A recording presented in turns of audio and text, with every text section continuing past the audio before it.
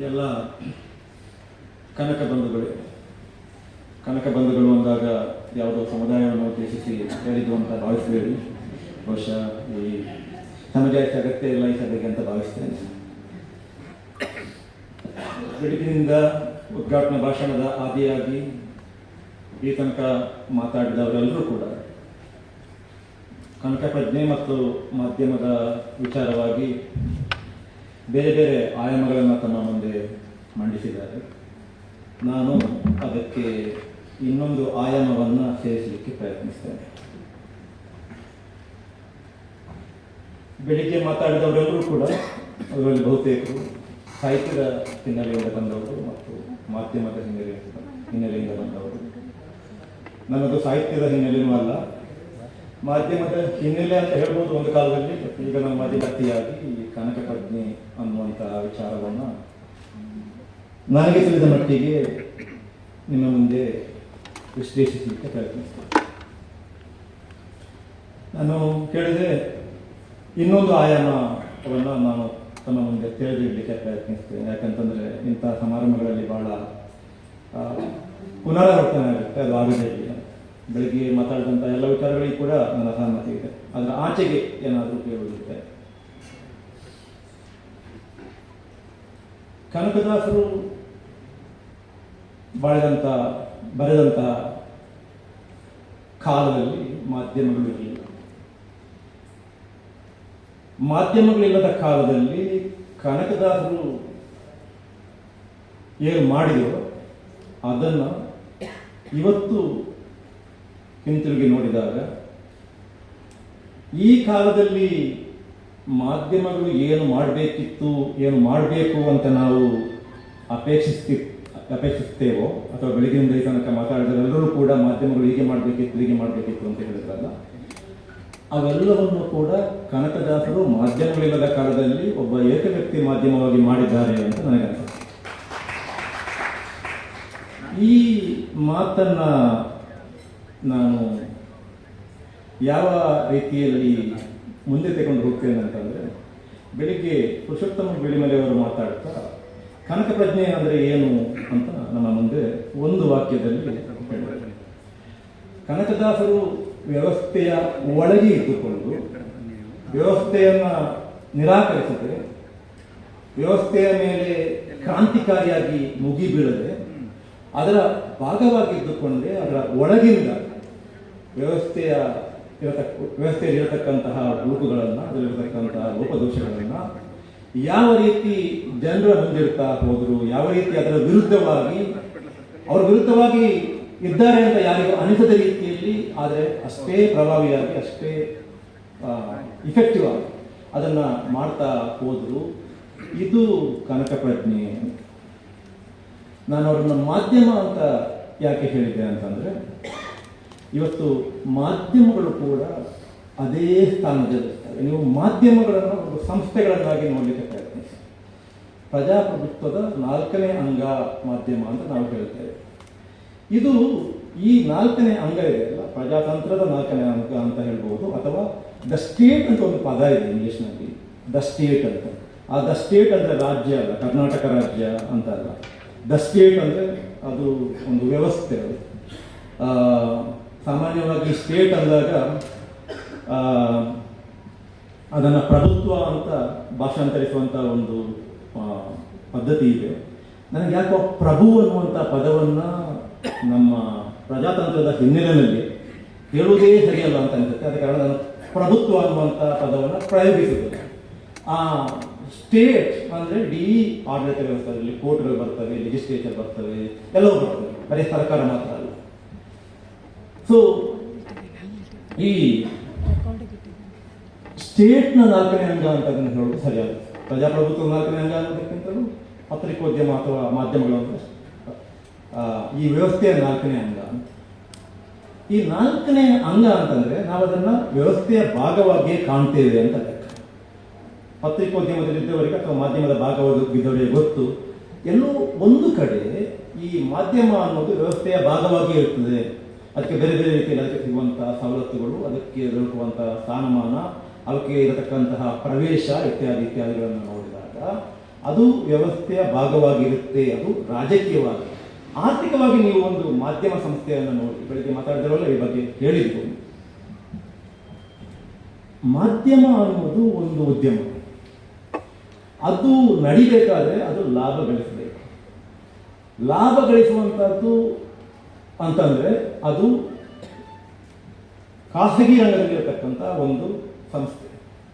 ಒಂದು ಕಡೆ ನಾವು ಹೇಳ್ತೇವೆ ಅದು ಪ್ರಜಾಪ್ರಭುತ್ವದ 4ನೇ ಅಂಗ ಅಂತ, ಇನ್ನೊಂದು ಕಡೆ ಅದು ಒಂದು ಖಾಸಗಿ ಲಾಭ ಗಳಿಸಿ ತನ್ನನ್ನು ತಾನು ಉಳಿಸಿಕೊಳ್ಬೇಕಾದಂಥ ಅನಿವಾರ್ಯತೆ ಇರತಕ್ಕಂಥ ಒಂದು ಖಾಸಗಿ ಸಂಸ್ಥೆ.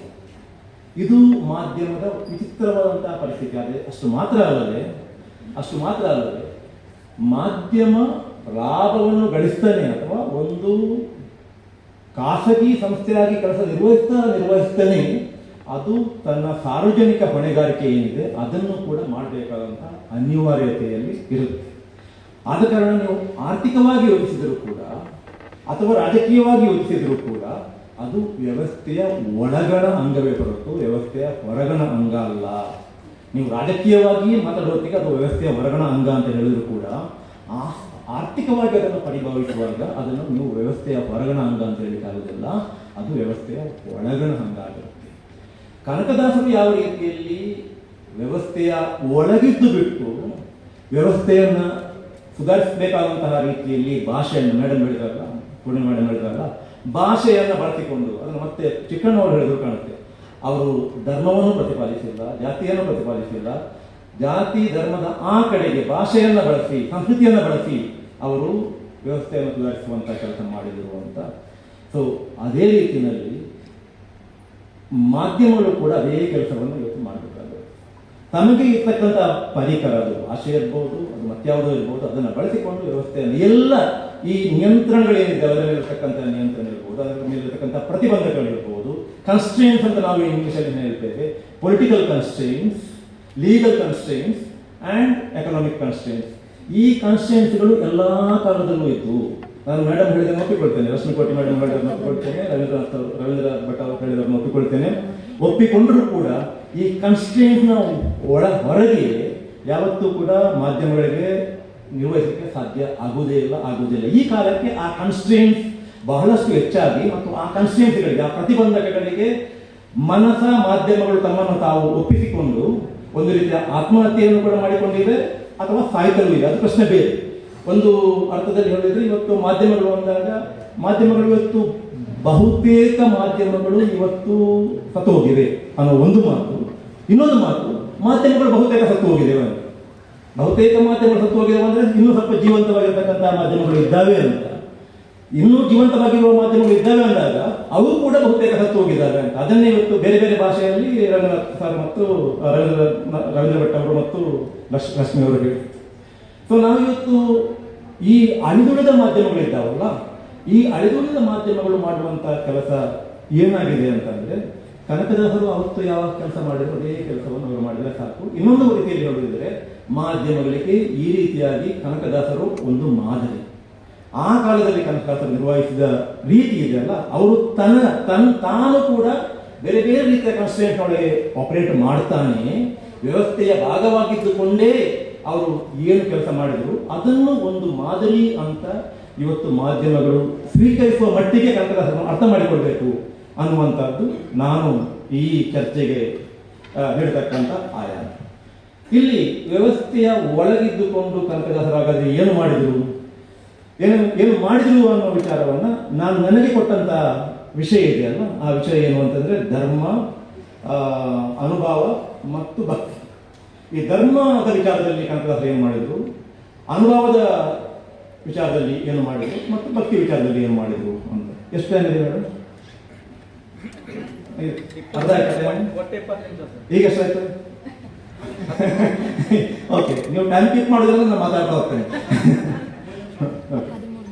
ಧರ್ಮದ ವಿಚಾರದಲ್ಲಿ ಬೆಳಿಗ್ಗೆ ಚಿಕ್ಕಣ್ಣ ಅವರು ಹೇಳಿದ್ರು ನನಗೆ ಬಹಳ ಸರಿ ಅಂತ ಅನಿಸ್ತು. ಯಾಕಂದ್ರೆ ಕನಕದಾಸರು ಯಾವ ಧರ್ಮದ ಪ್ರತಿಪಾದಕರು ಅಲ್ಲ, ಆದರೆ ತಾನೊಬ್ಬ ಧಾರ್ಮಿಕ ವ್ಯಕ್ತಿ ಅಂತ ನಾವು ಇವತ್ತು ಅವರು ಅವತ್ತೇ ಕಾಣಿಸ್ಕೊಳ್ತಿದ್ರು, ಇವತ್ತು ಕೂಡ ಕಾಣಿಸ್ಕೊಳ್ತಿದ್ದಾರೆ.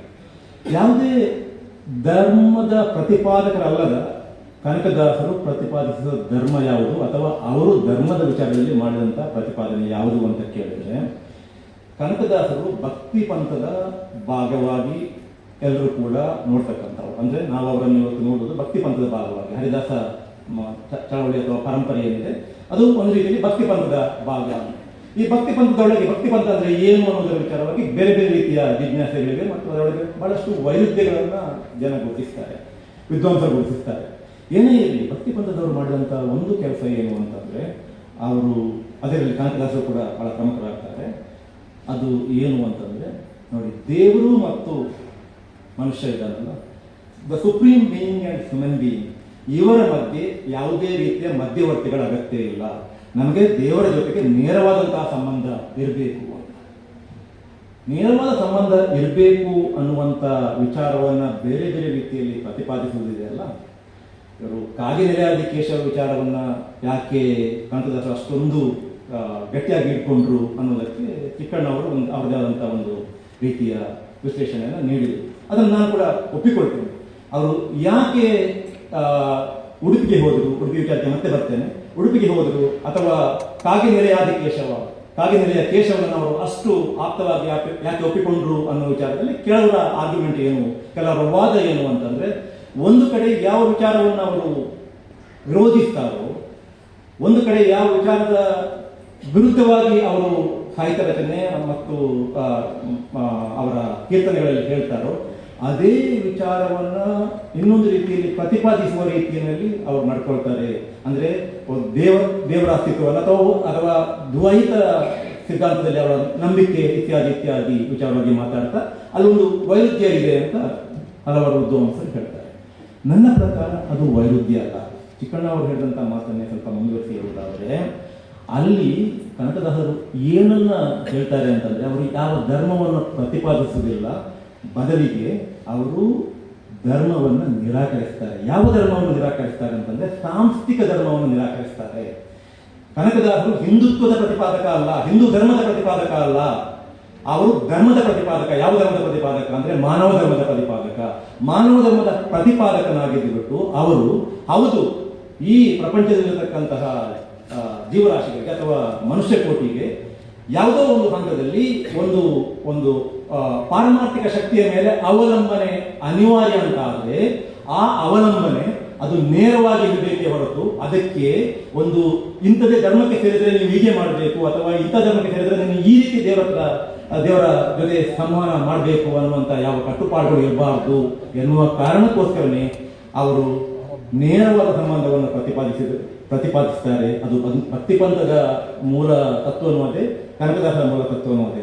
ಅಂದ್ರೆ ಧರ್ಮದ ಒಬ್ಬ ಧಾರ್ಮಿಕ ವ್ಯಕ್ತಿಯಾಗಿ ಕಾಣ್ತಾನೆ ಅವರು ಧರ್ಮವನ್ನ ನಿರಾಕರಿಸ್ತಾರೆ ಅಂತ ನಮಗೆ ಅನಿಸದ ರೀತಿಯಲ್ಲಿ ನಿರಾಕರಿಸ್ತಾರೆ ಅನ್ನೋದು ನನ್ನ ವಾದ. ಅದೇ ರೀತಿಯಲ್ಲಿ ಅನುಭವದ ವಿಚಾರಕ್ಕೆ ಬಂದರೆ, ಅನುಭವ ಅನ್ನುವ ಶಬ್ದಕ್ಕೆ ಅಥವಾ ಪರಿಕಲ್ಪನೆಗೆ ಬೇರೆ ಬೇರೆ ರೀತಿಯ ಅರ್ಥವನ್ನ ಕೊಡಲಿಕ್ಕೆ ಸಾಧ್ಯ ಇದೆ.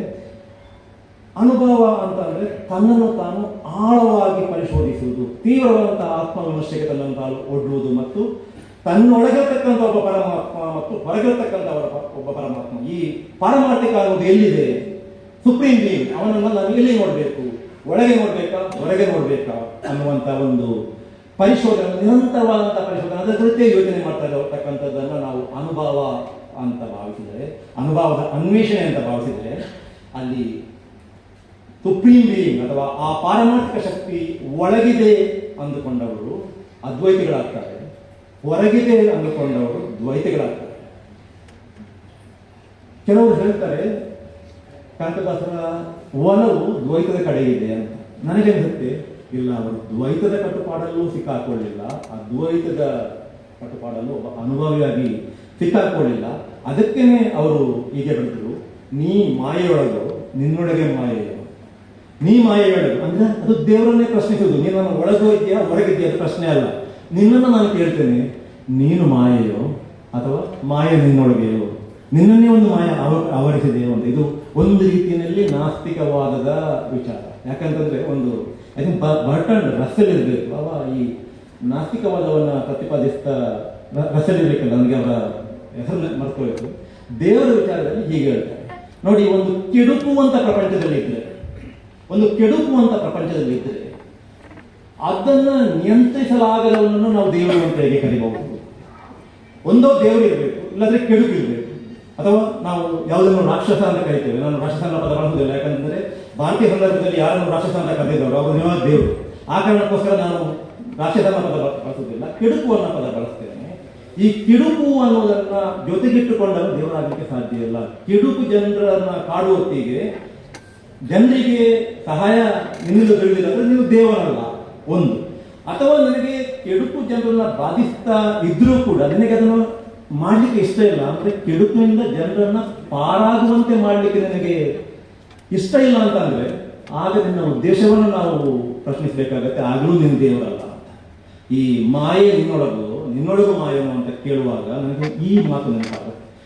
ಎರಡನೇ ಉದಾಹರಣೆ ಇದು ಏನು ಅಂತಂದ್ರೆ, ಎರಡನೇ ಉದಾಹರಣೆ ಯಾವುದಕ್ಕೆ ಅಂತಂದ್ರೆ, ಕನಕದಾಸರು ವ್ಯವಸ್ಥೆಯ ಒಳಗಿದ್ದುಕೊಂಡೇ ನಾನು ಅನುಭಾವಿ ಅಂತ ಹೇಳ್ತಾನೆ ನಾನು ಆ ಪಾರಮಾರ್ಥಿಕ ಶಕ್ತಿಯನ್ನು ನನ್ನೊಳಗೆ ಮತ್ತು ಹೊರಗೆ ಪರಿಶೋಧಿಸ್ತಾ ಇದ್ದೇನೆ, ನಿರಂತರವಾಗಿ ಅದರ ಹುಡುಕಾಟದಲ್ಲಿದ್ದೇನೆ ಅಂತ ಹೇಳ್ತಾ ಕೀರ್ತನೆಗಳನ್ನು ಬರೆಯುತ್ತಾ ಅವರು ಒಂದು ಅರ್ಥದಲ್ಲಿ ಅದರ ಹೊರಗೆ ನಿಲ್ತಾರೆ ಅನ್ನುವಂಥದ್ದು. ಇದು ಎರಡನೇ.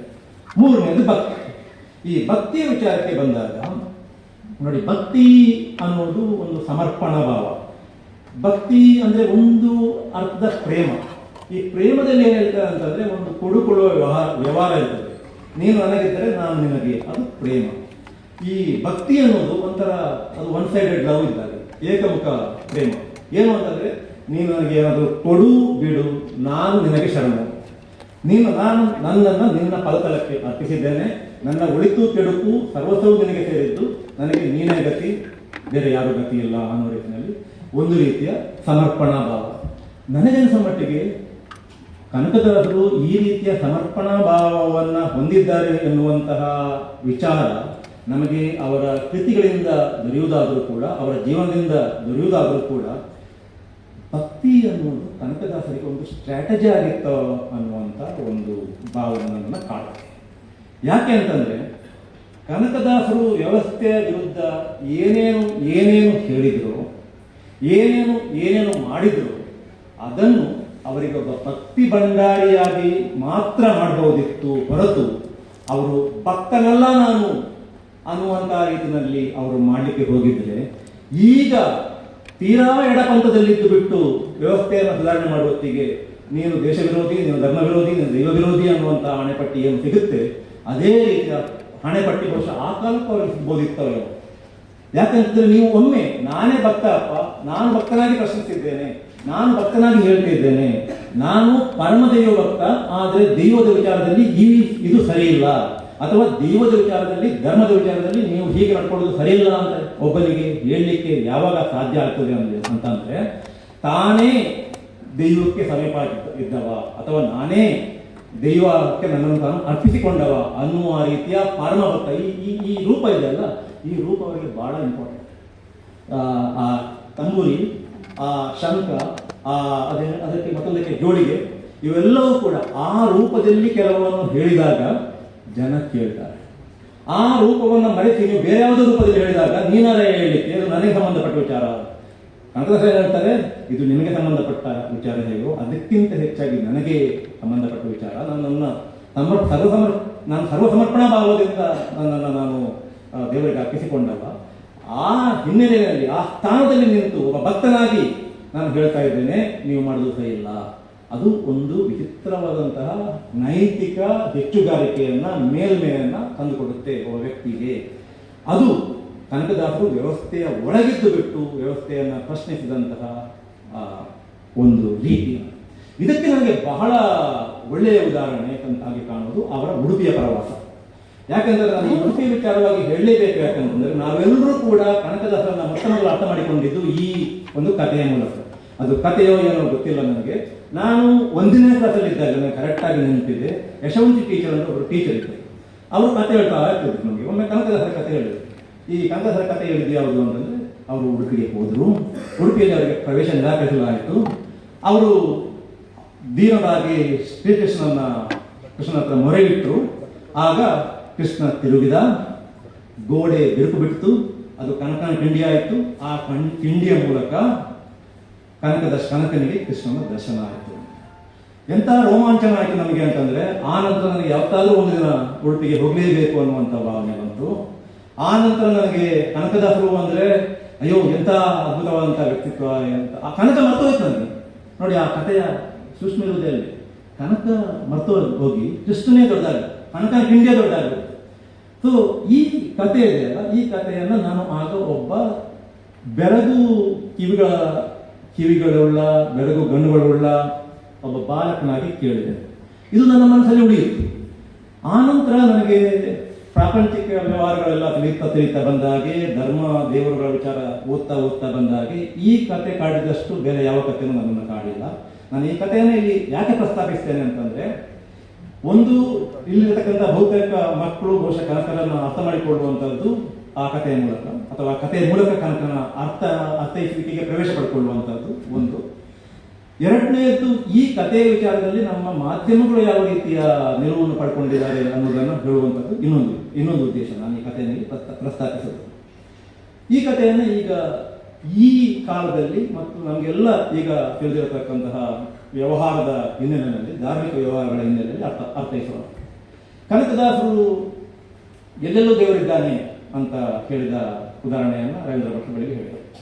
ಎಲ್ಲೆಲ್ಲೂ ದೇವರಿದ್ದಾನೆ, ದೇವರಿಲ್ಲದ ಸ್ಥಳದಲ್ಲಿ ನನಗೆ ಬಾಳೆಹಣ್ಣು ತಿನ್ನಲಿಕ್ಕೆ ಸಾಧ್ಯ ಇಲ್ಲ, ತೆಗೊಳ್ಳಿ ನಿಮ್ಮ ಬಾಳೆಹಣ್ಣು ಅಂತ ವ್ಯಾಸರಾಯರಿಗೆ ಬಾಳೆಹಣ್ಣನ್ನು ಹಿಂತಿರುಗಿದಂತಹ ಕನಕರಿಗೆ ಉಡುಪಿಗೆ ಯಾಕೆ ಹೋಗಬೇಕಿತ್ತು ದೇವರನ್ನು ಕಾಣಲಿಕ್ಕೆ ಅನ್ನುವಂಥ ಪ್ರಶ್ನೆ.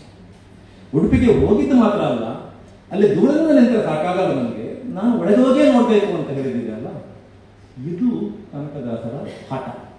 ಯಾವ ಹಠ ಅಂತಂದ್ರೆ ನೋಡಿ, ಅದೊಂದು ಪ್ರತಿಭಟನೆ. ನನಗನ್ಸೋ ಮಟ್ಟಿಗೆ ಕನಕದಾಸರು ಉಡುಪಿಗೆ ಹೋಗಿದ್ದು ಅದು ಒಂದು ವ್ಯವಸ್ಥೆಯೊಳಗೆ ಇದ್ದುಕೊಂಡೇ, ನಾನೊಬ್ಬ ಹರಿದಾಸ, ನಾನು ವ್ಯಾಸರಾಯರ ಭಕ್ತ, ನನಗೆ ಯಾಕೆ ಪ್ರವೇಶ ಇಲ್ಲ ಅನ್ನುವಂಥದ್ದನ್ನು ಅವರು ಪರ್ಯಾಯವಾಗಿ ಕೇಳಿದರು. ನಮ್ಮಲ್ಲಿ ಈ ಸಂತ ಪರಂಪರೆಯಲ್ಲಿ ಎರಡು ರೀತಿಯಲ್ಲಿ ಈ ವಿಚಾರವನ್ನು ಹ್ಯಾಂಡಲ್ ಮಾಡಿದ ಉದಾಹರಣೆಗಳು ನಮಗೆ ಸಿಗ್ತವೆ. ಒಂದು, ಈ ರೀತಿ ಪ್ರವೇಶ ನಿರಾಕರಿಸಲ್ಪಟ್ಟ ಸಂತರು, ಕೆಳಜಾತಿ ಅಂತ ಯಾರನ್ನು ಕರೀತೇವೆ ಅಲ್ಲಿಂದ ಬಂದಂತಹ ಸಂತರು, ಒಂದು ಪ್ರತಿಕ್ರಿಯೆ ಏನಿರ್ತದೆ ಅಂತ ಹೇಳಿದ್ರೆ, ಯಾಕೆ ನನಗೆ ಸಾಧ್ಯ ಇಲ್ಲ ಅಂತ ಹೇಳಿಬಿಟ್ಟು ಕನಕರ ಹಾಗೆ ಹೋಗಿ ಪ್ರತಿಭಟಿಸುವುದು. ಅದು ಪ್ರತಿಭಟನೆಯಾಗಿ ಕಾಣದಿದ್ರು ಕೂಡ ನನ್ನ ಪ್ರಕಾರದ ಪ್ರತಿಭಟನೆ. ಇನ್ನೊಂದು, ಕೇರಳದ ನಾರಾಯಣ ಗುರುಗಳಾಗಿ ನಿಮ್ಮ ದೇವರನ್ನು ನೀವೇ ಇಟ್ಕೊಳ್ಳಿ, ನಿಮ್ಮ ದೇವಸ್ಥಾನ ನಿಮಗೆ ಇರಲಿ, ನಾನು ನನ್ನ ದೇವಸ್ಥಾನ ಕಟ್ಟಿಕೊಳ್ತೇನೆ.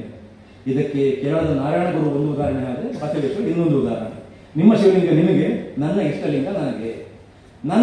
ನನ್ನ ದೇವರು ಇದಪ್ಪ, ನಾನು ಇಷ್ಟಲಿಂಗವನ್ನು ಧರಿಸಿಕೊಳ್ತೇನೆ, ಮತ್ತು ಅದನ್ನು ಲಿಂಗ ಅಂತಲೇ ಕರೀತೇನೆ, ಮತ್ತು ಅದನ್ನು ಶಿವ ಅಂತಲೇ ಕರೀತೇನೆ, ಅದು ನನ್ನ ಶಿವ. ಇದು ಎರಡನೆಯ ಪ್ರತಿಭಟನೆ. ನಾರಾಯಣ ಗುರು ಮತ್ತು ಬಸವೇಶ್ವರರು ಮಾಡಿದ್ದು. ಕನಕದಾಸ ಮಾಡಿದ ಅದಲ್ಲ. ಕನಕದಾಸ ಏನು ಮಾಡಿದ್ರು ಅಂತಂದ್ರೆ, ಎಲ್ಲೆಲ್ಲೂ ದೇವರಿದ್ದಾನೆ ಅಂತ ಗೊತ್ತಿದ್ದಂತಹ ಕನಕದಾಸರು ನನಗೆ ಉಡುಪಿಗೆ ಹೋಗಿ ಆ ವಿಗ್ರಹದ ಮುಂದೆ ನಿಂತುಕೊಂಡೇ ನಾನು ದೇವರ ದರ್ಶನ ಮಾಡಬೇಕು ಅಂದಾಗ ಅವರು ಅಲ್ಲಿ ದೇವರನ್ನು ಕಾಣಲಿಕ್ಕೆ ಬಯಸಿದ್ದಲ್ಲ, ದೇವರ ಹೆಸರಿನಲ್ಲಿ, ಆ ಧರ್ಮದ ಹೆಸರಲ್ಲಿ ತಾನು ಯಾವ ದೇವರನ್ನು ನಂಬುತ್ತೇನೋ, ನಾನು ಯಾವ ತತ್ವದ ಭಾಗವಾಗಿದ್ದೇನೋ, ನಾನು ಯಾವ ಧರ್ಮದ ಭಾಗವಾಗಿದ್ದೇನೋ ಅಂತ ಪದ ಬಳಸುವುದಿಲ್ಲ, ತಾನು ಯಾವ ತತ್ವದ ಭಾಗವಾಗಿದ್ದೇನೋ ಆ ದೇವರ ಹೆಸರಿನಲ್ಲಿ, ಆ ತತ್ವದ ಹೆಸರಿನಲ್ಲಿ ನಡೆಯತಕ್ಕಂಥ ಈ ಒಂದು ಪದ್ಧತಿ ಏನಿದೆ, ಈ ಒಂದು ನಿರಾಕರಣೆ ಏನಿದೆ, ಈ ಒಂದು ಡಿಸ್ಕ್ರಿಮಿನೇಷನ್ ಏನಿದೆ, ತಾರತಮ್ಯ ಏನಿದೆ, ಇದನ್ನ ನಾನು ಪ್ರತಿಭಟಿಸಬೇಕು ಅನ್ನುವಂಥ ಹಠವನ್ನ ನಾನು ಆ ಬೇಡಿಕೆಯಲ್ಲಿ ಕಾಣ್ತೇನೆ. ಬಾಗಿಲನ್ನು ತೆರೆದು ಸೇವೆಯನ್ನು ಕೊಡು ಹರಿಯೇ ಅಂತ ಹೇಳಿಬಿಟ್ಟು ಅವರು ಒಂದು ಆರ್ತದನಿಯಲ್ಲಿ ಹಾಡಿದ್ರು ಕೂಡ ಆ ಹಾಡಿನ ನಿಜವಾದ ಮರ್ಮ ಏನಿದೆ ಅಲ್ಲಿ ಪ್ರತಿಭಟನೆ ಕಾಣ್ತೇನೆ. ಅದು ಇಲ್ಲಿ ಏನಾಯಿತು, ನನಗೆನ್ಸೋ ಮಟ್ಟಿಗೆ ಆ ಪ್ರತಿಭಟನೆ ಜನರ ಗಮನ ಸೆಳೆಯಿತು. ಅದನ್ನು ಇನ್ನು ನಿಯಂತ್ರಿಸಲಿಕ್ಕೆ ಸಾಧ್ಯ ಇಲ್ಲ ಅನ್ನುವ ಹಂತಕ್ಕೆ ಬಂದಾಗ ಅಲ್ಲೇನೋ ಒಂದು ಪವಾಡ ಸೃಷ್ಟಿಯಾಯಿತು. ಓಕೆ, ದೇವರು ತಿರುಗಿದ್ರೆ ದೇವರು ತಿರುಗುವ ಬದಲು ಯಾರು ಕನಕರಿಗೆ ಪ್ರವೇಶ ನಿರಾಕರಿಸಿದ್ರು ಅವರ ಮನಸ್ಸನ್ನು ತಿರುಗಿಸಬೇಕು. ದೇವರು ಇದ್ದಿದ್ರೆ, ಅಥವಾ ದೇವರಿಗೆ ಆಗೇನಾದರೂ ಕನಕನಿಗೆ ಒಲಿಯುವ ಉದ್ದೇಶ ಇದ್ದಿದ್ರೆ, ಯಾರು ಕನಕದಾಸರಿಗೆ ಪ್ರವೇಶ ನಿರಾಕರಿಸಿದ್ರು, ದೇವಾಲಯಕ್ಕೆ ಪ್ರವೇಶ ನಿರಾಕರಿಸಿದ್ರು, ಅವರ ಮನಸ್ಸನ್ನು ತಿರುಗಿಸಬೇಕು. ತಾನು ನಿಂತಲ್ಲಿಂದಲೇ ತಿರುಗಿ ಅಲ್ಲಿ ಒಂದು ಕಿಂಡಿಯನ್ನು ತೋಡಿ ದೇವರು ಕೊಟ್ಟ ಸಂದೇಶ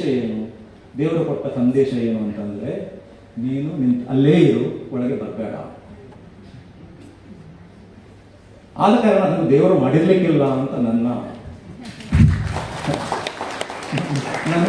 ಬಹಳ ಪ್ರಾಮಾಣಿಕ ಅನಿಸಿಕೆ. ಇನ್ನೂ ಕೂಡ ಏನು ದ್ವೇಷ ಭಾಷಣದ ಬಿಲ್ ಇನ್ನೂ ಕೂಡ ಗವರ್ನರ್ ಹೆಸರು ಸಿಕ್ಕಿಲ್ಲ, ಆದ ಕಾರಣ ನನಗೇನು ಆಗುದಿಲ್ಲ ಅಂತ ಭಾವಿಸಿದ್ದೇನೆ. ಸೊ ತಿರುಗುವ ಮೂಲಕ ದೇವರು ಕನಕನಿಗೆ ಒಲಿದದ್ದಲ್ಲ, ಒಂದು ವೇಳೆ ದೇವರೇ ಹಾಗೆ ಮಾಡಿದ್ದರೆ ಕನಕನಿಗೆ ದೇವರು ಒಲಿದದ್ದಲ್ಲ, ಕನಕನಿಗೆ ದೇವಾಲಯ ಪ್ರವೇಶವನ್ನು ಯಾರು ನಿರಾಕರಿಸಿದ್ರು ಅವರೊಂದಿಗೆ ದೇವರು ಸಹಕರಿಸಿದ್ದು ಅಂತ ಅಲ್ವಾ? ಸೊ ಆದ ಕಾರಣ ನನಗನ್ಸುವ ಮಟ್ಟಿಗೆ ಕನಕದಾಸರ ಉದ್ದೇಶನೂ ಇದೇ ಇದ್ದಿರಬೇಕು. ಈಗೆಲ್ಲ ಆಗಿ ಈ ವ್ಯವಸ್ಥೆಯ ಒಳಗಿನಿಂದ ಯಾವ ಯಾವ ರೀತಿಯಲ್ಲಿ ವ್ಯವಸ್ಥೆ ಒಳಗಿರತಕ್ಕಂಥ ಹುಡುಗನ ಎಕ್ಸ್ಪೋಸ್ ಮಾಡಬಹುದು ಅನ್ನುವುದಕ್ಕೆ ಇದಕ್ಕಿಂತ ದೊಡ್ಡ ಒಂದು ದೃಷ್ಟಾಂತ, ಒಂದು ಉದಾಹರಣೆ ನನಗೆ ಕಾಣುವುದಿಲ್ಲ. ಇವತ್ತು ಮಾಧ್ಯಮಗಳು ಮಾಡಬೇಕಾಗಿದ್ದು ಇದನ್ನೇ. ಏನು ಅಂತಂದ್ರೆ, ನೀವು ವ್ಯವಸ್ಥೆಯ ಭಾಗವಾಗಿಯೇ ಮುಂದುವರಿತೀರಾ. ಮಾಧ್ಯಮಕ್ಕೆ ಇರತಕ್ಕಂಥ ಪ್ರತಿಬಂಧಗಳು ಏನಿದ್ದಾವೆ, ಕನ್ಸ್ಟೆಂಟ್ಸ್ ಏನಿದ್ದಾವೆ, ಅವು ಯಾವ ಕಾಲಕ್ಕೂ ಕೂಡ ಅದು ಬಿಟ್ಟು ಹೋಗುವುದಿಲ್ಲ, ಅವೆಲ್ಲವೂ ಕೂಡ ಇದ್ದೇ ಇರ್ತಾರೆ. ಆ ಎಲ್ಲ ಕನ್ಸ್ಟೆಂಟ್ ಒಳಗೆ ಏನಾದರೂ ಒಳ್ಳೆಯದನ್ನು ಮಾಡಲಿಕ್ಕೆ ಸಾಧ್ಯನಾ, ಏನಾದರೂ ಕೂಡ ಅದ್ಭುತವಾದನ್ನು ಮಾಡಲಿಕ್ಕೆ ಸಾಧ್ಯನಾ ಅನ್ನೋದಕ್ಕೆ ನಿಮಗೆ ಮಾದರಿ ಬೇಕಿದ್ರೆ ನೀವು ಕನಕದಾಸರ ಮಾದರಿಯನ್ನು, ಕನಕ ಪ್ರಜ್ಞೆಯನ್ನು ಮೈಗೂಡಿಸಿಕೊಳ್ಬೇಕು ಅಂತ ಕೇಳಿಕೊಳ್ತೇನೆ. ಇನ್ನೊಂದು ಕೊನೆಯ ಮಾತು, ಈಗ ಟೈಮ್ ಅಂತ ಕಾಣುತ್ತೆ. ಒಂದು ನೋಡಿ, ನಾವು ಈ ಕರ್ನಾಟಕದ ಗತವೈಭವ ಅಂತ ಹೇಳುವ ಹೊತ್ತಿಗೆ ನಾವು ಕನಕರನ್ನ ಎಲ್ಲಿ ಮರಿತೇವೆ ಅಂದ್ರೆ, ಕನಕ ಪ್ರಜ್ಞೆ ನಮ್ಮನ್ನು ಎಲ್ಲಿ ಬಿಟ್ಟು ಹೋಗುತ್ತೆ ಅಂತಂದ್ರೆ, ಕರ್ನಾಟಕದ ಗತವೈಭವ ಅಂದ ಕೂಡಲೇ ನಮ್ಮ ಕಣ್ಣೆದುರು ಬರುವುದು ಹಂಪಿಯ ರಥ, ಅಥವಾ ಏನು ತೈಲಪ, ಹೊಯ್ಸಳ, ಮತ್ತೆ ಯಾರು ಪಲ್ಲವ ಚೋಳ ಆ ಕಡೆ ಯಾರ್ಯಾರು ಚಾಲುಕ್ಯ ಇತ್ಯಾದಿ ಇತ್ಯಾದಿ. ನಮ್ಗೆ ಏನಾದ್ರು ಒಂದು ಪ್ರಶ್ನೆ ಕಾಣೋದು, ನಾವು ಇರುವುದು ಪ್ರಜಾಪ್ರಭುತ್ವದಲ್ಲಿ, ಪ್ರಜಾಪ್ರಭುತ್ವ ಅಂತ ಹೇಳೋದಕ್ಕಿಂತ ಪ್ರಜಾತಂತ್ರದಲ್ಲಿ, ಒಂದು ಪ್ರಜಾಸತ್ತಾತ್ಮಕ ವ್ಯವಸ್ಥೆಯಲ್ಲಿ ನಾವಿರುವುದು. ನಮಗೆ ನಮ್ಮ ಹಿಂದೆ ನೋಡಿದಾಗ ನಮಗೆ ನಮ್ಮ ವೈಭವ ಅಂತ ಏನು ಕಾಣಬೇಕು ಅಂತಂದ್ರೆ, ಏನು ಕಾಣಬೇಕು? ನಮಗೆ ಏನು ಕಾಣಬೇಕು? ರಾಜ ಮಹಾರಾಜರು ಆಳಿದ್ದ, ಅವರ ಆಳ್ವಿಕೆ ನಡೆಸಿದ್ದು ನಮಗೆ ವೈಭವ ಅಂತ ಕಾಣಬೇಕು, ಅಥವಾ ಕನಕದಾಸರಂತವರು, ಬಸವಾದಿ ಶರಣರು ತೋರಿದಂತಹ ಸಣ್ಣ ಸಣ್ಣ ಸಣ್ಣ ಪ್ರತಿಭಟನೆ ಇದೆಯಲ್ಲ, ಅವರು ಜೀವಪರವಾಗಿ, ಮಾನವ ಪರವಾಗಿ ಆ ಕಾಲಕ್ಕೆ, ರಾಜ ಮಹಾರಾಜರ ಕಾಲಕ್ಕೆ ಧರ್ಮದ ಕಬಂಧ ಬಾಹುಗಳು ಇಡೀ ಸಮಾಜವನ್ನ ಗಟ್ಟಿಯಾಗಿ ಆವರಿಸಿರ್ತಕ್ಕಂತಹ ಕಾಲಕ್ಕೆ ಅವರು ತಮ್ಮ ಸೀಮಿತ ಸಾಧ್ಯತೆಯಲ್ಲಿ ಏನೇನು ಮಾಡಿ ತೋರಿಸಿದ್ರು ಅದಲ್ವ ಕರ್ನಾಟಕ ವೈಭವ, ಕರ್ನಾಟಕದ ಗತ ವೈಭವ ಅಂತಂದ್ರೆ. ನನಗೆ ಯಾವತ್ತೂ ಕೂಡ ಅದು ಹಂಪಿಯ ಪಳೆಯುಳಿಕೆಗಳು ಅಥವಾ ಬೇಲೂರು ಹಳೆಬೀಡಿನ ಪಳೆಯುಳಿಕೆಗಳು ಅಥವಾ ಈ ರಾಜ್ಯವನ್ನ ಈ ಹಿಂದೆ ಯಾವುದೋ ದೊಡ್ಡ ರಾಜ ಆಳಿದ್ದ ಅನ್ನುವಂಥದ್ದು ನನಗೆ ವೈಯಕ್ತಿಕವಾಗಿ ಹೇಳುವುದಾದ್ರೆ ಅದು ಯಾವತ್ತೂ ಕೂಡ ಕರ್ನಾಟಕದ ಗತ ವೈಭವ ಅಲ್ಲ. ಈ ರೀತಿಯ ಸಂದೇಶಗಳು ಏನು ಬಿಟ್ಟು ಹೋಗಿದ್ದಾರೆ ಕನಕದಾಸರಂತವರು, ಅದು ನಿಜವಾದ ಕರ್ನಾಟಕದ ಗತ ವೈಭವ ಅಂತ ನನಗನ್ಸುತ್ತೆ. ಅದರ ಅರ್ಥ ನಾನು ಹಂಪಿಯನ್ನಾಗಿ ಅಥವಾ ಯಾವುದು ಬೇಲೂರು ಹಳೆಬೀಡಿನ ಶಿಲ್ಪಕಲೆಯನ್ನ ಆಸ್ವಾದಿಸುವುದಿಲ್ಲ ಅಥವಾ ಅದರ ಕೌಶಲ್ಯಕ್ಕೆ ಬೆರಗಾಗುವುದಿಲ್ಲ ಅಂತ ಬೆರಗಾಗ್ತೇನೆ. ಯಾಕಪ್ಪ ಅಷ್ಟೊಂದು ದೇವಸ್ಥಾನ ಕಟ್ಟಿಸಬೇಕಿತ್ತು ಆ ಕಾಲದಲ್ಲಿ ಯಾರು ಅನ್ನುವಂಥ ಪ್ರಶ್ನೆ ಕೂಡ ನನಗೆ ಕಾಡುತ್ತೆ. ಅಷ್ಟೆಲ್ಲ ಕಟ್ಟಿ, ಅಷ್ಟೆಲ್ಲ ಧರ್ಮವನ್ನು ಅಷ್ಟೊಂದು ಉಚ್ಚಾರ ಸ್ಥಿತಿಗೆ ತಗೊಂಡು ಹೋಗಿದ್ದ ನಂತರನೂ ಕೂಡ ಕೊನೆಗೂ ಕೂಡ ಮನುಷ್ಯರಿಗೆ ಮನುಷ್ಯ ಸಮಾನ ಅಂತ ಹೇಳಲಿಕ್ಕೆ ಅಥವಾ ಮನುಷ್ಯರನ್ನ ಮನುಷ್ಯ ಸಮಾನ ಅಂತ ಸಮಾಜ ಸ್ವಲ್ಪ ಮಟ್ಟಿಗಾದರೂ ಸ್ವೀಕರಿಸುವಂತೆ ಮಾಡಲಿಕ್ಕೆ ನಿಮಗೊಂದು ಸಂವಿಧಾನನೇ ಬೇಕಾಯ್ತಲ್ಲ. ಅಲ್ಲಿ ತನಕ ಹಾಗಾದ್ರೆ ಆ ಉಚ್ಚಾರ ಸ್ಥಿತಿಗೆ ಇದ್ದಿರತಕ್ಕಂತಹ ಮೌಲ್ಯವಾದರೂ ಏನು? ಆ ಅರ್ಥದಲ್ಲಿ ನೋಡಿದಾಗ ಇವತ್ತು ಒಬ್ಬ ಸಂವಿಧಾನವನ್ನು ಗೌರವಿಸುವ ಒಂದು ಪ್ರಜಾತಂತ್ರ ವ್ಯವಸ್ಥೆಯ ಒಬ್ಬ ನಾಗರಿಕನಾಗಿ ನಾನು ನನ್ನ ರಾಜ್ಯದ ಗತವೈಭವವನ್ನು ಮರಳಿ ನೋಡುವತ್ತಿಗೆ ನನಗೆ ಕನಕರಂತವರು, ಬಸವಾದಿ ಶರಣರಂತವರು ಮತ್ತು ಆ ಪರಂಪರೆಯನ್ನ, ಆ ಮಾನವೀಯ ಪರಂಪರೆಯನ್ನ, ಆ ಪ್ರತಿಭಟನೆ ಅಥವಾ ಪ್ರತಿರೋಧದ ಪರಂಪರೆಯನ್ನ, ಆ ಕನಕ ಪ್ರಜ್ಞೆಯನ್ನ ಯಾರ್ಯಾರು ತೋರಿದ್ರು ಅವರೆಲ್ಲರೂ ಕೂಡ ಆ ವೈಭವದ ಸಾಕ್ಷಿಗಳು ಅಂತ ನಾನು ಭಾವಿಸ್ತೇನೆ. ಮಾಧ್ಯಮಗಳು ಕೂಡ ಕರ್ನಾಟಕದ ಗತವೈಭವದ ಬಗ್ಗೆ ಬರೆಯುವತ್ತಿಗೆ, ಕನ್ನಡ ಚರಿತ್ರೆಯ ಬಗ್ಗೆ ಬರೆಯುವತ್ತಿಗೆ ಈ ರೀತಿಯಲ್ಲಿ ಚರಿತ್ರೆಯನ್ನು ನೋಡಲಿಕ್ಕೆ ಪ್ರಾರಂಭಿಸಬೇಕು ಅನ್ನುವಂಥದ್ದು ಕನಕ ಪ್ರಜ್ಞೆಯ ಹಿನ್ನೆಲೆಯಲ್ಲಿ ನಾನು ಮಾಧ್ಯಮಗಳಿಗೆ ಮಾಡ್ತಕ್ಕಂಥ ಮನವಿ. ಕೊನೆಯದಾಗಿ ಒಂದೇ ಒಂದು ವಿಚಾರ, ಇದನ್ನು ಚಿಕ್ಕಣ್ಣವರು ಎಲ್ಲೋ ಹೇಳಿದ್ರು ನೋಡಿ, ಕನಕದಾಸ ಅಷ್ಟೂ ಕೃತಿಗಳಲ್ಲಿ ಒಂದೆರಡು ಮೋಹನ ತರಂಗಿಣಿ ಮತ್ತು ಮತ್ತೊಂದು ಯಾವುದು ದಮಯಂತಿ ಚರಿತ್ರೆ, ನಳ ದಮಯಂತಿ, ಅದು ಹಲವು ಆವೃತ್ತಿಗಳನ್ನು ಕಂಡಿವೆ ಈ ಎರಡು ಕೃತಿಗಳು. ಆದರೆ ರಾಮ ಧಾನ್ಯ ಚರಿತೆ ಅನ್ನೋದು ಕೇವಲ ಒಂದೇ ಒಂದು ಆವೃತ್ತಿಯನ್ನು ಕಂಡಿದೆ ಈ ತನಕ. ಯಾಕೆ ಅನ್ನೋ ಪ್ರಶ್ನೆಯನ್ನು ಚಿಕ್ಕಣ್ಣವರು ಅವತ್ತು ಎಲ್ಲೋ ಎತ್ತಿದ್ರು, ನಮ್ಮ ಭಾಷಣ ಕೇಳಿದ್ದೆ ಸರ್. ಇವತ್ತು ಅದೇ ಪ್ರಶ್ನೆಯನ್ನು ಅವ್ರು ಬೆಳಗ್ಗೆ ಎತ್ತಾರೆ ಅಂತ ತಿಳ್ಕೊಂಡು ಅವ್ರು ಎತ್ತಿಲ್ಲ, ಅದಕ್ಕೆ ನಾನು ಎತ್ತೇನೆ. ಈ ಇಂಥ ಪ್ರಶ್ನೆಗಳಿದ್ದಾವಲ್ಲ, ನಮ್ಮ ರಾಜ್ಯದಲ್ಲಿ ಇವತ್ತು ಎಷ್ಟೊಂದು ಸಾಮಾಜಿಕ ನ್ಯಾಯದ ಬಗ್ಗೆ ಚರ್ಚೆ ಆಗ್ತಾ ಇದೆ, ಪರ ವಿರುದ್ಧ ನಿಲುವುಗಳು ವ್ಯಕ್ತ ಆಗ್ತಾ ಇದ್ದಾವೆ. ಆ ಕಾಲಕ್ಕೆ ಇದೊಂದು ಸೋಜಿಗದ ವಿಚಾರ. ಉಳಿದ ಎಲ್ಲ ಕೃತಿಗಳು, ಕನಕದಾಸರದ್ದೇ ಆದಂಥ ಉಳಿದ ಎಲ್ಲ ಕೃತಿಗಳು ಹಲವು ಆವೃತ್ತಿಗಳನ್ನು ಕಂಡಿರುವ ಹೊತ್ತಿಗೆ ರಾಮ ಧಾನ್ಯ ಚರಿತೆ ಅನ್ನುವಂತಹ ನಿಜವಾದ ಸಾಮಾಜಿಕ ಕಳಕಳಿಯ ಜೀವಪರವಾದಂತಹ ಸಂದೇಶವುಳ್ಳ ಒಂದು ಕೃತಿ ಕೇವಲ ಈ ತನಕ ಒಂದೇ ಒಂದು ಆವೃತ್ತಿಯನ್ನು ಕಾಣುತ್ತೆ. ಅದು ಮುಗಿದಿಲ್ಲ ಗೊತ್ತಿಲ್ಲ. ಒಂದು ವೇಳೆ ಅದು ರಾಮ ಧಾನ್ಯ ಚರಿತೆ ಅನ್ನುವುದರ ಬದಲು ರಾಮ ಧ್ಯಾನ ಚರಿತೆ ಅಂತ ಏನಾದರೂ ಇದ್ದಿದ್ರೆ ಅದನ್ನು ಮಾಧ್ಯಮಗಳು ಇಷ್ಟೊತ್ತಿಗೆ ವೈಭವೀಕರಿಸಿದ್ರು. ಇಂತಹ ಟೆಂಡೆನ್ಸಿಯನ್ನು ಮಾಧ್ಯಮಗಳು ಬಿಡಬೇಕು ಅಂತ ಹೇಳ್ತಾ ನನ್ನ ಮಾತನ್ನು.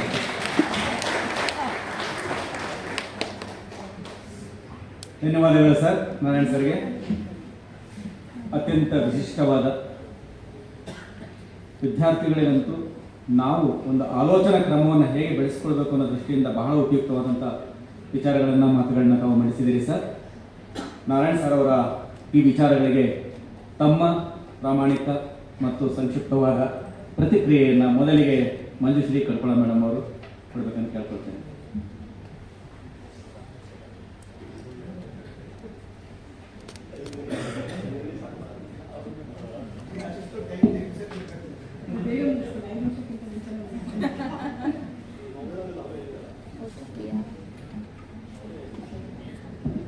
ಎಲ್ರಿಗೂ ನಮಸ್ಕಾರ. ನಾರಾಯಣ್ ಸರ್ ಅವರು ತಮ್ಮ ಮಾತುಗಳಲ್ಲಿ ಏನು ಭಕ್ತಿ, ಧರ್ಮ ಮತ್ತು ಅನುಭವದ ಕುರಿತು ಕನಕದಾಸರ ಆಶಯಗಳನ್ನು ಹೇಳಿದ್ರು, ಅದನ್ನು ತುಂಬ ಸಮರ್ಥವಾಗಿ ಅಭಿವ್ಯಕ್ತಿಪಡಿಸಿದ್ದಾರೆ. ಮೊದಲಿಗೆ ನಾನು ಅವರಿಗೆ ಅಭಿನಂದನೆಗಳನ್ನು ಸಲ್ಲಿಸ್ತೀನಿ. ಜೊತೆಗೆ ಅವರ ಮಾತಿಗೆ ನನ್ನ ಸಹಮತವನ್ನು ಕೂಡ ವ್ಯಕ್ತಪಡಿಸ್ತಾ ನನ್ನ ಮಾತುಗಳನ್ನು ಆರಂಭಿಸ್ತೀನಿ. ನಾರಾಯಣ್ ಸರ್ ಮಾಧ್ಯಮಗಳಲ್ಲಿ ಕನಕ ಪ್ರಜ್ಞೆಯನ್ನು ಗುರುತಿಸಿರೋದು ಒಂದು ಹಂತದಲ್ಲಿ ಸರಿಯಾಗಿದೆ. ಜೊತೆಗೆ ಇನ್ನೊಂದು ಹಂತದಲ್ಲಿ ಅವರು ಜಾಸ್ತಿ ಸಲಹೆಗಳನ್ನೇ ಕೊಟ್ಟರು. ಬೆಳಗ್ಗೆಯಿಂದ ಮಾತಾಡ್ತಾ ಇರೋರು, ಮಾಧ್ಯಮಗಳು ಹಾಗಿರಬೇಕು, ಹೀಗಿರಬೇಕು, ಹಿಂದೆ ಹೀಗಿದ್ದಾವೆ, ಈ ರೀತಿಯನ್ನೆಲ್ಲವನ್ನೂ ಹೇಳ್ತಾ ಹೋದರು. ಆದರೆ ನಾನು ಪ್ರಜಾವಾಣಿಯಲ್ಲಿ ನನ್ನ ವೃತ್ತಿ ಅನುಭವದ ಆಧಾರದ ಮೇಲೆ ನಾನು ನೋಡ್ತಾ ಹೋದರೆ, ಮತ್ತು ಈ ಒಂದು ಗೋಷ್ಠಿಗೆ ನನ್ನನ್ನು ಕಾತಾ ಚಿಕ್ಕಣ್ಣ ಸರ್ ಫೋನ್ ಮಾಡಿ ಆಹ್ವಾನಿಸಿದಾಗ ನಾನು ಒಪ್ಕೊಂಡ್ಮೇಲೆ ನನ್ನನ್ನು ನಾನು ಒಂದು ರೀತಿ ಅವಲೋಕನ ಮಾಡ್ಕೊಳ್ಳೋಕ್ಕೆ ಶುರು ಮಾಡಿದೆ. ಜೊತೆಗೆ ಪತ್ರಿಕೆಯಲ್ಲಿ ನಾನು ಕೆಲಸ ಮಾಡಿರುವಂತಹ ಸ್ಟೋರಿಗಳಾಗಿರ್ಬೋದು, ವರದಿಗಳಾಗಿರ್ಬೋದು, ನಮ್ಮ ಪತ್ರಿಕೆಯ ಆಶಯ, ಇವನ್ನೆಲ್ಲವನ್ನೂ ಕೂಡ ನಾನು ಒಂದು ರೀತಿ ಅವಲೋಕನ ಮಾಡ್ಕೊಳ್ಳೋಕ್ಕೆ ಈ ಒಂದು ವಿಚಾರ ಸಂಕಿರಣ ನನಗೆ ತುಂಬ ಪೂರಕವಾಗಿಯೇ ಕೆಲಸ ಮಾಡ್ತು ಅಂತ ಹೇಳ್ಬೋದು. ಅದರ ಆಧಾರದ ಮೇಲೆ ಕಷ್ಟಪಡ್ತಿರೋದು ಅವೆಲ್ಲ ನೋಡಿದಾಗ ಅವ್ರ ಮನಸ್ಸಿನ ಮೇಲೆ ತುಂಬ ಪ್ರಭಾವ ಬೀರುತ್ತೆ. ಆನಂತರ ಮಗನಿಗೆ ಒಂದು ಒಳ್ಳೆ ಹುಡುಗಿ ನೋಡಿ ಮದುವೆ ಮಾಡ್ತಾರೆ. ಮದುವೆ ಆದ ನಂತರ ಅವ್ರ ವೈಯಕ್ತಿಕ ಬದುಕುಗಳಲ್ಲಿ ತುಂಬ ಏಳು ಬೀಳುಗಳಾಗುತ್ತೆ. ತಾಯಿನ ಕಳ್ಕೊತಾರೆ, ಹೆಂಡತಿನ ಕಳ್ಕೊತಾರೆ, ಮಗನೂ ಕಳ್ಕೊತಾರೆ. ಬಹುಶಃ ಕನಕದಾಸರಿಗೆ ಆಗಿರುವಂತಹ ಮಾನಸಿಕ ಆಘಾತಗಳನ್ನು ಈಗಿನ ಕಾಲದಲ್ಲಿ ಯಾರಿಗಾದ್ರೂ ಆಗಿದ್ರೆ ಅವರು ಚೇತರಿಸ್ಕೊಳ್ತಾ ಇದ್ರೋ ಇಲ್ವೋ ಗೊತ್ತಿಲ್ಲ. ಆದರೆ ಕನಕದಾಸರಿಗೆ ಒಂದು ಅನುಭವದ ಹಿನ್ನೆಲೆ ಇತ್ತು, ಮತ್ತು ಒಂದು ಭಕ್ತಿಯ ಒಂದು ಹಿನ್ನೆಲೆ ಇದ್ದಿದ್ದರಿಂದ ಅವರು ಚೇತರಿಸ್ಕೊಳ್ತಾ ಹೋಗ್ತಾರೆ. ತಮ್ಮ ನೋವುಗಳನ್ನು ಅಂದರೆ ಜನಸಾಮಾನ್ಯರಿಗೆ ಆಗುವಂತಹ ನೋವುಗಳನ್ನು ತಮ್ಮ ಕೀರ್ತನೆಗಳಲ್ಲಿ ಅವರು ಕಟ್ಕೊಳ್ತಾ ಹೋಗ್ತಾರೆ. ಕೆಳಜಾತಿಯಲ್ಲಿ ಹುಟ್ಟಿದಂತಹ ಕನಕದಾಸರಿಗೆ ಅವರು ಸಾಮಾಜಿಕವಾಗಿ ಮುಂದುವರೆಯಕ್ಕಾಗ್ತಾ ಇರೋದಿಲ್ಲ, ಆರ್ಥಿಕವಾಗಿ ಪ್ರಬಲರಾಗಿರ್ತಾರೆ, ಆದರೂ ಕೂಡ ಸಾಮಾಜಿಕವಾಗಿ ಅವ್ರನ್ನ ಸಮಾಜ ಒಪ್ಕೊಳ್ತಾ ಇರಲ್ಲ.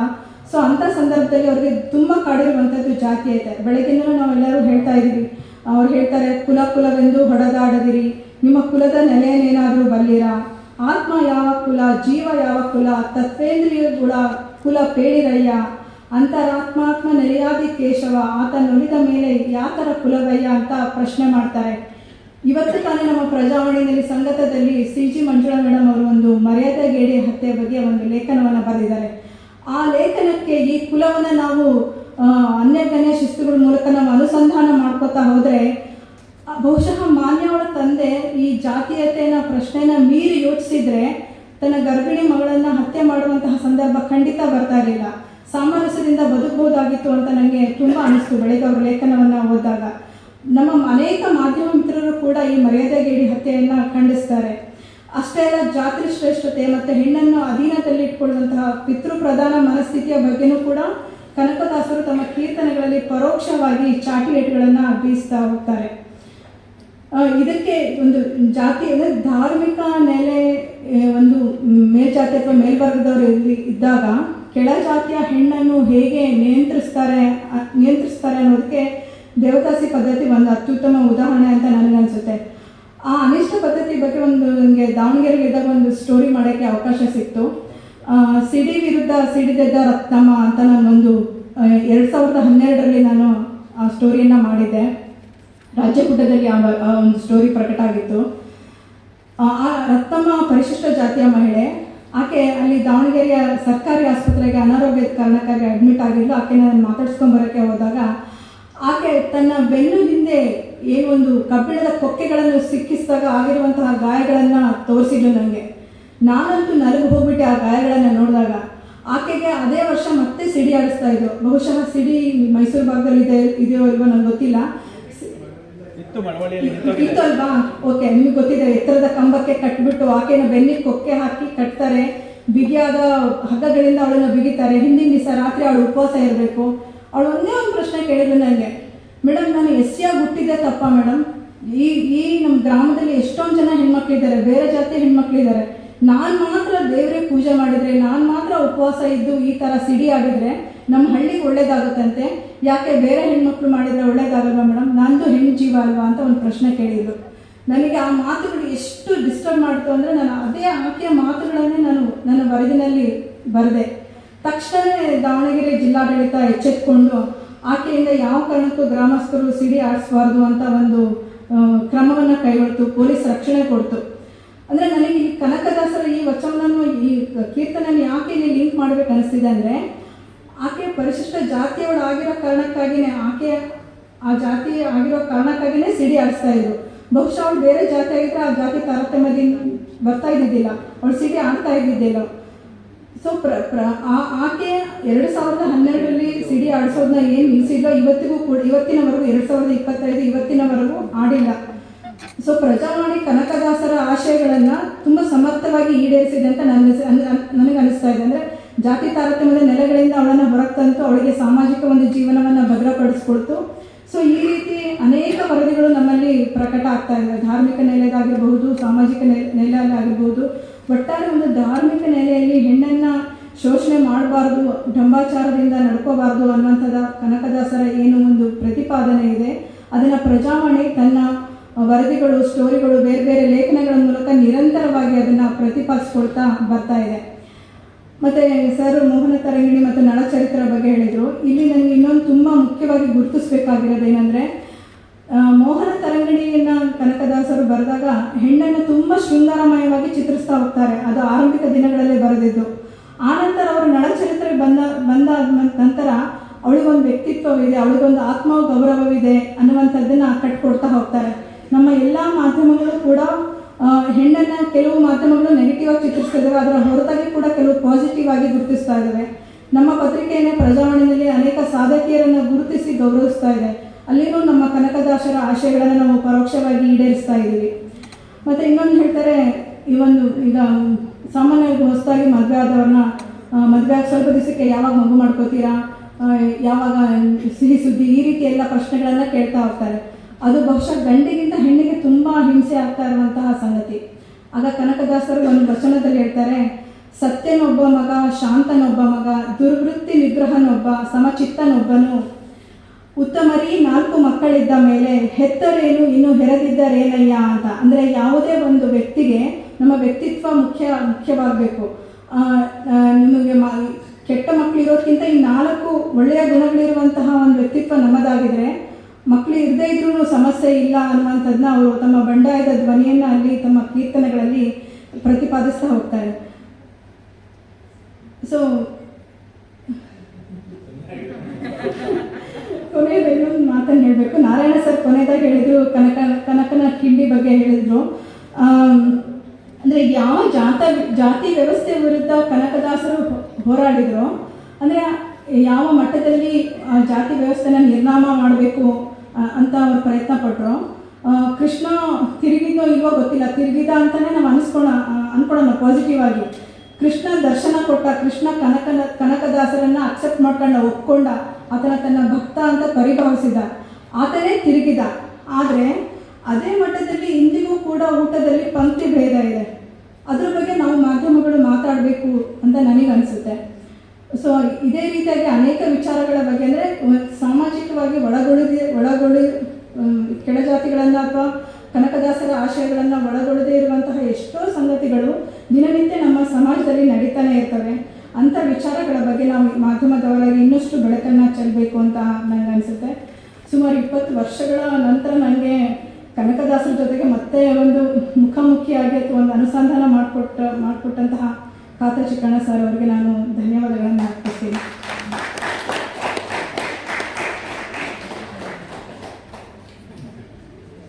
ತುಂಬ ವಿಚಾರಗಳಿದೆ, ಆದರೆ ಸಮಯದ ಕ್ಷಮೆ ಕೋರಿ ಮಂಜುಶ್ರೀ ಕಡ್ಕೋಳ ಮೇಡಮ್ ಅವರಿಗೆ ನಮ್ಮ ಸಂಘಟನೆಯ ಪರವಾಗಿ ಧನ್ಯವಾದಗಳನ್ನು ಹೇಳ್ತಾ, ಎರಡನೇದಾಗಿ ಶ್ರೀ ಕೆ ವೆಂಕಟೇಶ್ ಸರ್ ಅವರು ತಮ್ಮ ಪ್ರತಿಕ್ರಿಯೆಯನ್ನು ಕೊಡಬೇಕು ಅಂತ ಕೇಳ್ಕೊಳ್ತಾನೆ.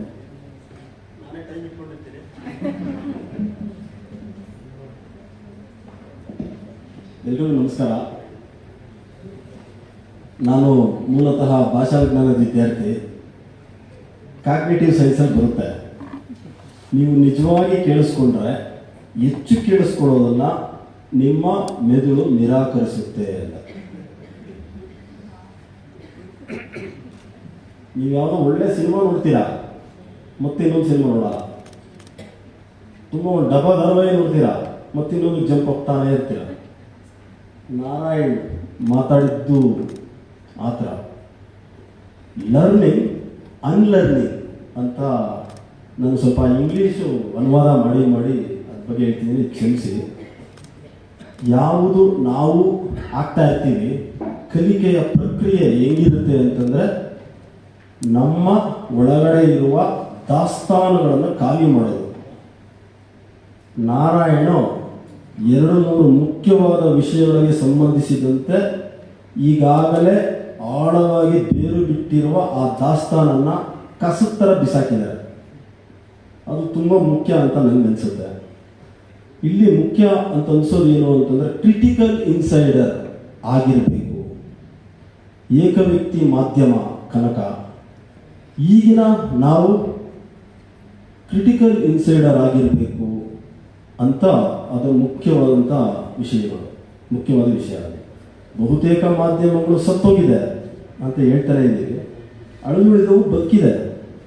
ಈಗ ನೀವು ಯಾರಾದರೂ ನಮ್ಮ ಮತ್ತೆ ಚಲಿಸಿ ಇಂಗ್ಲೀಷ್ ಹೇಳ್ತಾ ಇದ್ದೀನಿ ನಾನು. ಟೆಲಿಗ್ರಾಫ್, ಕಾರ್ವಾಲ್, ಔಟ್ಲುಕ್ಕು, ಆಮೇಲೆ ಅನೇಕ ಪತ್ರಿಕೆಗಳಲ್ಲಿ ಕೆಲಸ ಮಾಡಿದ ಪದಕುಸಿಯೇ ನೆಲವಿಲ್ಲ ನಿಯಾಜ್ ಫಾರೂಕಿ, ಆಮೇಲೆ ಗುಜರಾತ್ ಫೈಲ್ಸ್, ಇದಿಷ್ಟು ನಾನು ಓದಿದ್ದೀನಿ. ನೀವು ಯಾರಾದರೂ ನಮ್ಮ ಎಲ್ಲರಿಗೂ ಗೊತ್ತಿರುತ್ತೀರಿ, ಚಿಕ್ಕಣ್ಣರಿಗೂ ಗೊತ್ತಿರುತ್ತೆ. ಬಿ ವೈಕುಂಠರಾಜು ಅಂತ ಒಬ್ಬರಿದ್ರು, ಸಣ್ಣ ಹುಡುಗರು, ವಾರಪತ್ರಿಕೆ ಅಂತ ಬರ್ತಾ ಇತ್ತು. B V Vaikuntaraju. ಲಂಕೇಶ್ ಇದ್ರು, ಬೆಳಗ್ಗೆಯಿಂದ ಜಾಹೀರಾತು ಇಲ್ಲದ ಪತ್ರಿಕೆ ನಡೆಸೋಕ್ಕಾಗಲ್ಲ ಅಂದರೂ ಅದರ ನಡೆಸ್ತಾ ಇದ್ರು. ಬಿಡಿ, ಕಾಲಘಟ್ಟ ಚೇಂಜ್ ಆಗಿದೆ. ಇಲ್ಲಿ ಅಳಿದುಳಿದ ಮಾಧ್ಯಮಗಳು ಕನಕನ ಕೆಲಸ ಮಾಡಬೇಕು ಅಂತ ಮಾಡ್ಬೋದು. ಅದಕ್ಕೆ ಸಣ್ಣ ಉದಾಹರಣೆ ಅಂತಂದರೆ, ಗುಜರಾತ್ ಗಲಭೆ ಸಂದರ್ಭದಲ್ಲಿ ಇನ್ನೂ ಎಂಟ್ರಾಗಿದ್ದೆ ಜರ್ನಲಿಸಮ್ಗೆ. ಒಂದು ಬರದೆ, ಮತದಾರರ ಪಟ್ಟಿ ಹಿಡಿದು ಬಂದ ಯಮಕಿಂಕರರು ಅಂತ ಟೈಟ್ಲು. ಉರಿಯುವ ಮನೆಯಲ್ಲಿ ಗಳ ಇರಿದವರು ಅಂತ 2 ಬರದೆ. ತಕ್ಷಣ ಎಡಿಟ್ರು ಬೆಳಿಗ್ಗೆ 8 ಗಂಟೆಗೆ ಫೋನ್ ಮಾಡಿದ್ರು. ಕನ್ನಡ ಪ್ರಭ ಅಂದರೆ ಸಾಬು ಪೇಪರ ಅಂತ ಬೆಳಿಗ್ಗೆಯಿಂದ ನನಗೆ ಮಂಗಳಾರತಿ ಎತ್ತಾ ಇದ್ದಾರೆ, ಇದನ್ನು ಬರೆದವನು ಯಾರು ಅಂತ ಅಂದರು. ಅವನು ಕರೆಸಲಿ, 8 ಗಂಟೆಗೆ ಇರಬೇಕು ಅಂತಂದರು. ನಾನು ಆಗ್ತಾನೆ ಎಂಟ್ರಾಗಿದ್ದೆ. 8 ಗಂಟೆ ಬರಲ್ಲ, 2 ಗಂಟೆ ಬರ್ತೀನಿ ಅಂತಂದೆ. ಹೋದೆ.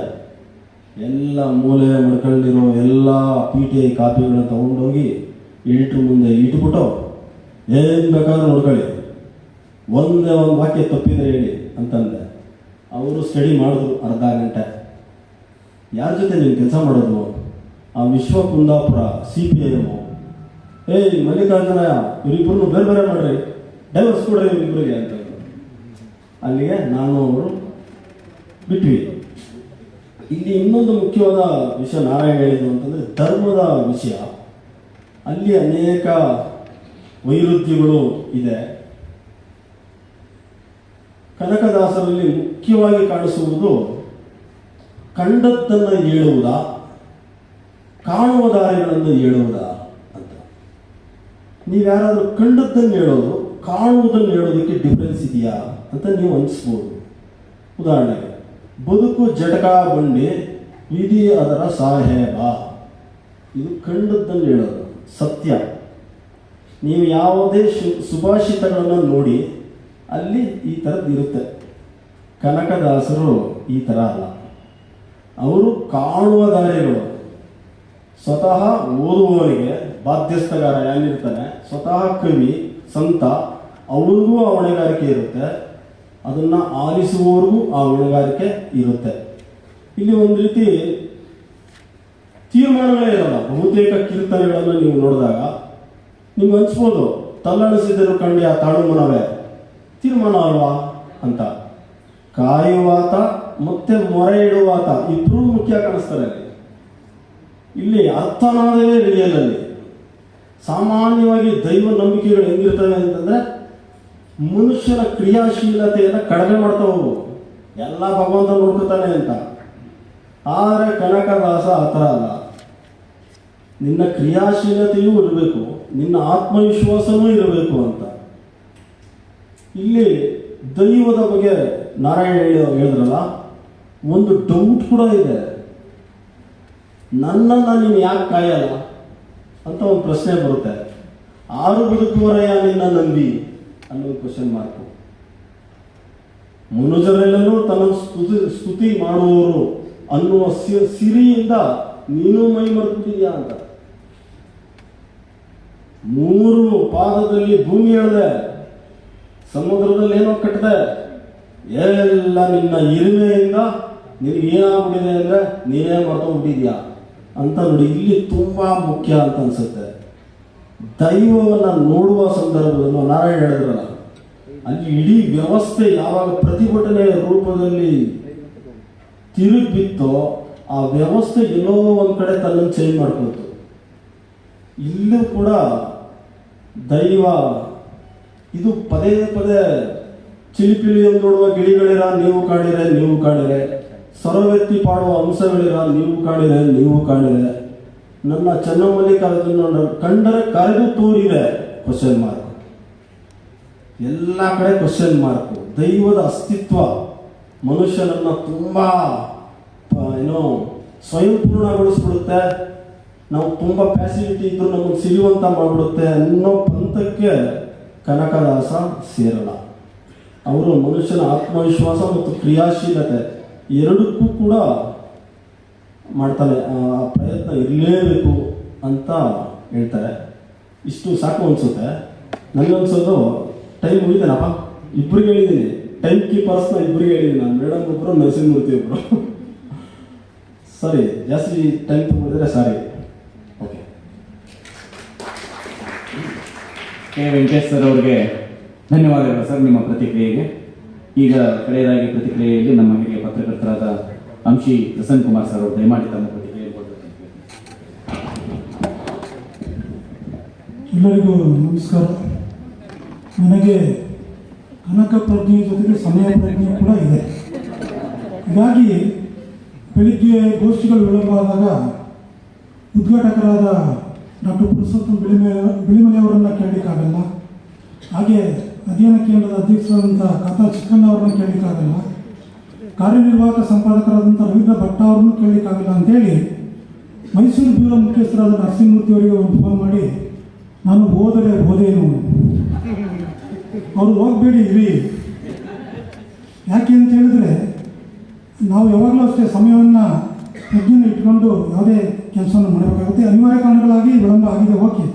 ಅದರಲ್ಲಿ ರವೀಂದ್ರ ಭಟ್ ಅವರು ಬೆಳಿಗ್ಗೆ ಒಂದು ಮಾತನಾಡುವಾಗ ಕನಕ ಇದೆ ಅಂತೇಳಿ ಹೇಳಿದ್ರು. ನಾನು ಹೇಳ್ತೀನಿ ಧನ ಕನಕ ಇದೆ ಇವತ್ತು ಮಾಧ್ಯಮಗಳಲ್ಲಿ ಅಂತ ಹೇಳಲಿಕ್ಕೆ ಬಯಸ್ತೇನೆ.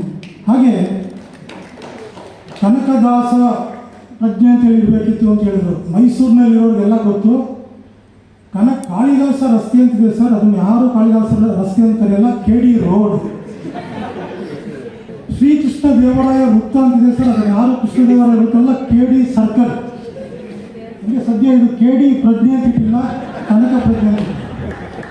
ಅದಕ್ಕೋಸ್ಕರ ಈ ಒಂದು ಸಂತ ಕನಕದಾಸ ಮತ್ತು ತತ್ವ ಪದಕಾರರ ಅಧ್ಯಯನ ಕೇಂದ್ರ ಮತ್ತು ಪ್ರಜಾವಾಣಿ ಸಂಸ್ಥೆಗೆ ಅಭಿನಂದನೆಗಳನ್ನು ಸಲ್ಲಿಸಲಿಕ್ಕೆ ಬಯಸ್ತೇನೆ.